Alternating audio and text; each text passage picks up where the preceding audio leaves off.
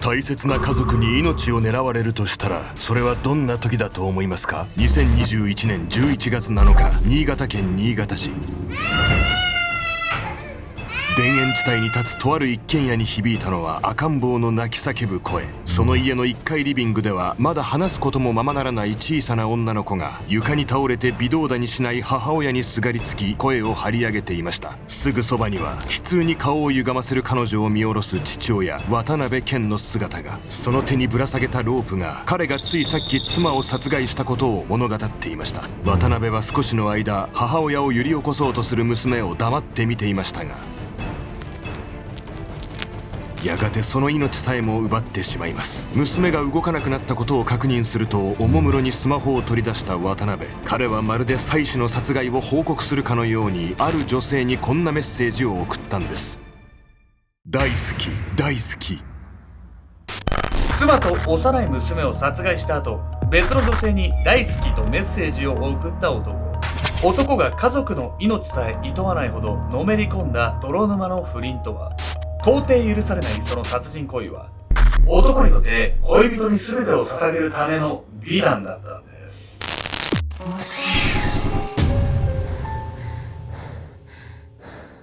おぞすけんちゃんです。やみやみこです。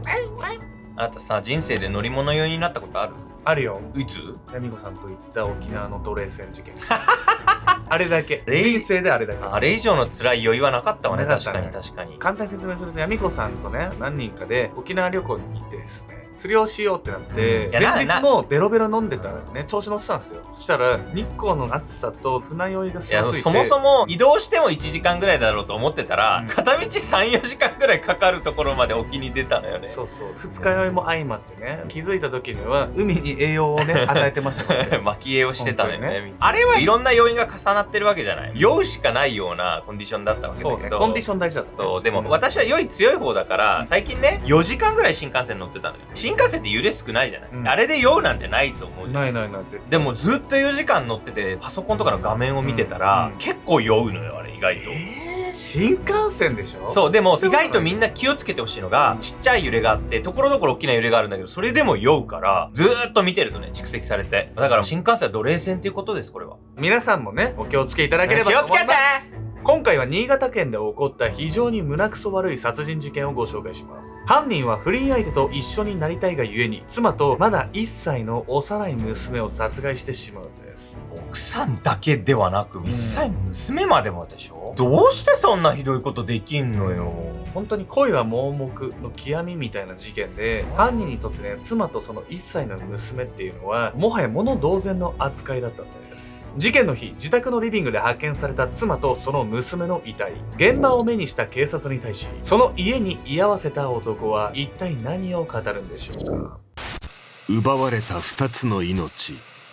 2021年11月7日、新潟県新潟市。午後1時半頃、緑豊かな田園地帯に立つまだ新しい一軒家の前では、駆けつけた警察とその家の主が話をしていました。妻は娘を手にかけた後、自分もその後を追ったんだと思います。意気消沈した様子で語るその男は渡辺謙。市内の病院へ看護師として勤務している彼は、その日の明け方に帰宅。少し遅めの時間に起きてきたところ、妻の咲さんと娘のしおりちゃんがリビングで亡くなっていたというんです。2人の死因は窒息死。すぐそばの階段には切れたロープが吊るされており、親子が心中したことを示唆していました。そして妻の咲さんと娘のしおりちゃんの心中の証拠として、渡辺は自身のスマホに届いた一通のメッセージを警察に見せたんです。ケンさん、今までありがとう。私はいつもしおりちゃん優先だけど、ケンさんは仕事終わりでも家族のために家事をしてくれる。事故った時も私はケンさんではなくてお金の心配ばかりしてたよね。いろいろあったけど今までありがとう。バイバイ。そのメッセージは妻の咲さんのスマホから渡辺宛てに送られたもの。咲さんが妻としての至らなさに悩み、精神的に追い詰められていたことがその文面ににじみ出ていました。しかし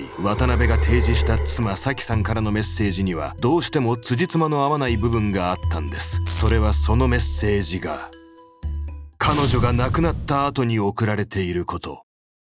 検視の結果、妻の咲さんと娘のしおりちゃんの死亡推定時刻は渡辺が通報する3時間前の午前10時半と判明。その3時間の間に彼は妻と娘が心中したように見せかける偽装工作をしていたんです。マジで姑息なやつじゃない。仮にも奥さんと娘でしょ。何そんな心中に見せかけるようなことしてさ、こいつ心が痛まないの？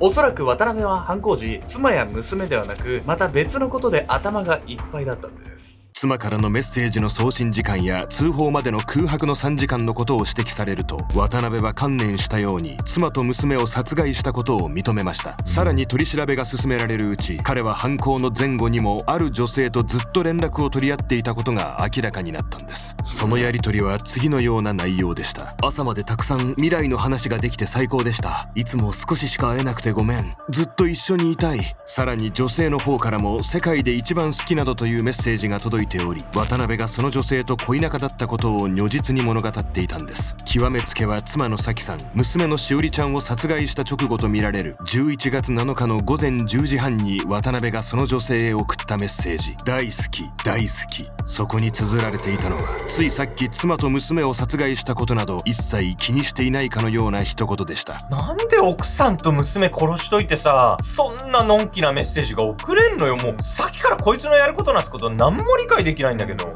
恋愛ってね、本当に恐ろしい面があって、人に夢中になりすぎるとね、その夢中になった人以外に対しての共感性とか羞恥心っていうのが極端になくなっていくんです。というわけで本日のメトラキーワード、恋愛中の人間の脳の変化について。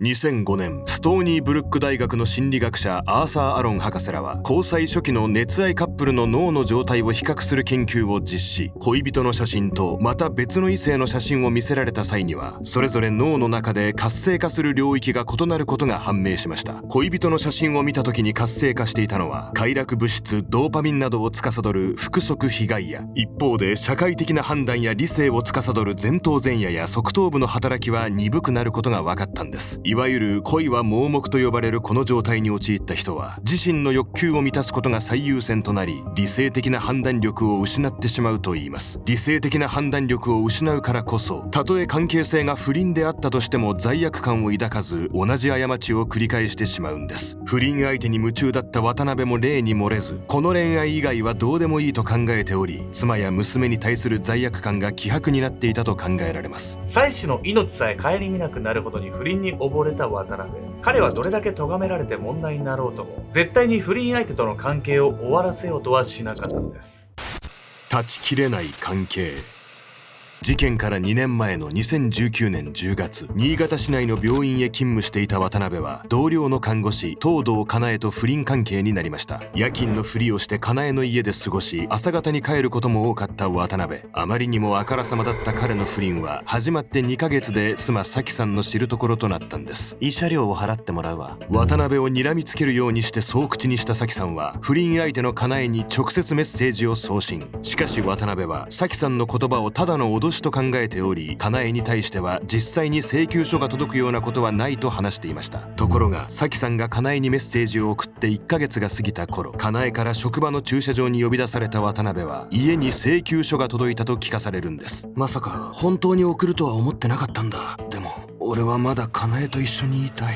がっくりと肩を落とす渡辺。かなえは慰謝料150万円のうち50万円を支払い、プライベートで渡辺と連絡を取らないという誓約書を交わしますが、彼と関係を断ち切ることはできませんでした。正直なところ、かなえはもう別れるべきだと思っていたと言いますが、いざ離れようと思うと頭にちらつく俺はまだかなえと一緒にいたいという渡辺の言葉。彼女自身、渡辺への思いを断ち切れず、その後も関係はずるずると続いていったんです。2020年10月には渡辺の第一子しおりちゃんが誕生しますが、それでも2人は不倫関係を続けていました。慰謝料を払った後も関係続けるなんて、かなえもめちゃくちゃ渡辺に夢中なんじゃない？どちらかがね、別れようとしてたらまた話は違ったかもしれないんです。そしてこの後、渡辺が妻の咲さんをいかにどうでもいいと思っているかが分かる出来事が起こるんです。2020年12月28日、渡辺はスマホ画面を眺めながらいつになく憂鬱な表情を浮かべていました。くそ、騙された。400万円も払えねえよ。どうすんだよ。渡辺は競馬のプロに掛け金を預け、お金を増やしてもらう競馬投資に手を出したんですが、その実態は投資詐欺。一気に400万の借金を背負ってしまい困り果てていたんです。不倫のこともあるし、先に知られたらとんでもないことになるぞ。そうやって考えあぐねた渡辺は、妻の咲さんには何も告げず、彼女の口座のお金を使って勝手に借金を返済しました。この男バカなんじゃないの？そんなすぐバレるじゃない、絶対。おそらくね、渡辺もバレるなんてことはね、気がついていた。妻の銀行口座からお金を盗んでもバレず、不倫相手とも一緒になれる。そんな方法を渡辺は思いついてしまったんです。幸せになる方法。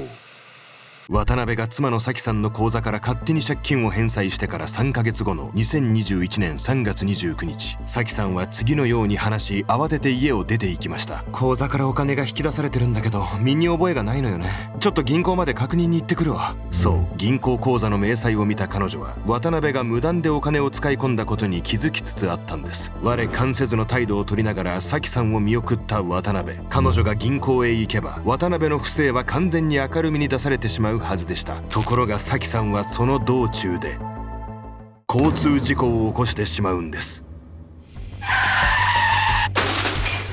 道路脇に建てられたポールに勢いよく衝突し、ひしゃげてしまった咲さんの車。車内には娘のしおりちゃんも乗っていましたが、幸い2人に怪我はありませんでした。問題は事故を起こした直後の咲さんの反応。大丈夫ですか？お話できますか？はい、大丈夫です。警察に事情を問われた咲さんは明らかにろれつが回っておらず、意識が定まっていない様子。それは事故のショックとはまた違うもののように感じられました。そう、実は咲さんは自宅を出る前に渡辺に睡眠薬を盛られていたんです。こいつもう奥さんのこと完全に殺しかかってるじゃない。実際にね、渡辺は事件が起こるまで妻の咲さんを何度となく殺そうとしていたんです。妻の咲さんが交通事故を起こす少し前から渡辺のスマホの検索履歴には次のような言葉が並ぶようになりました。銀行口座の死亡手続き、生命保険死亡保険金、水死に偽装する方法、溺水、低酸素脳症。それらを見るに渡辺は四六時中妻の咲さんの殺害について思考を巡らせていたことがわかるんです。一方、不倫相手のかなえは慰謝料で揉めた件もあり、やはり今の状態で渡辺と関係を続けるわけにはいかないと考えていました。そして事件が起こる2ヶ月前の2021年9月、渡辺に次のように告げるんです。もし年内に離婚してくれないならもう別れよ。その言葉を聞いた直後、渡辺は勤務先の病院から塩化カリウムの容器10本を盗み出しました。同時にスマホの検索履歴には塩化カリウム致死量、司法解剖カリウムなどの言葉が。妻咲さんとの離婚を求めるかなえの言葉は、彼の妻への殺意を意図せず加速させることになってしまったんです。そして2021年11月7日の午前10時頃、起き抜けでまだ眠い目をこすりながら渡辺はキッチンで洗い物をしていた。明け方4時半までかなえの家にいた彼は、不倫の事実を隠すためかいつも率先して家事を買って出ていた。一方でスマホを眺めながらソファーでくつろぐ妻の咲さんと彼女のそばで遊んでいる娘しおりちゃん。渡辺はその様子に少し苛立ったような口調で言った。さっきも少しは家事手伝ってよ。今しおりちゃんを見てて手が離せないの。気のない返事をする咲さん。そのぶっきらぼうな言い草に渡辺は思わず語気を荒げた。スマホを見てるだけじゃねえか。何なんだよ。俺に対する態度おかしくないか。こんな気持ちで一緒にいるぐらいなら離婚した方がマシだろ。渡辺の口からその言葉が出たのは、咲さんの態度に腹が立っただけでなく、不倫相手のかなえから離婚を催促されていたこともあってのことだろう。そして渡辺は完全に忘れていた。自分がそんな言葉を言える立場にはないということを。離婚した方がマシ？あんた今まで私に何したと思ってるのよ。不倫のこともそうだし、私の口座から勝手にお金引き出したりしてさ、離婚したいなんていう権利も資格もない。一緒にいてくれてありがたいと思いなさいよ。咲さんがそう叫ぶと同時に、渡辺の頭の中で何かが切れる音がした。不倫や銀行口座からの無断出金のこともあり、渡辺に対する咲さんの態度は常に高圧的だった。責められて当然のこと。しかし渡辺は夫婦のその力関係に耐え難いストレスを感じていた。その後リビングを一度出て行ったかと思うと、すぐに戻ってきた渡辺。その手には一本のロープが。そして彼は怒りに任せ、咲さんを床に押さえつけた。いや、何するのやめて。必死に抵抗するも、その首元へロープを回された咲さんは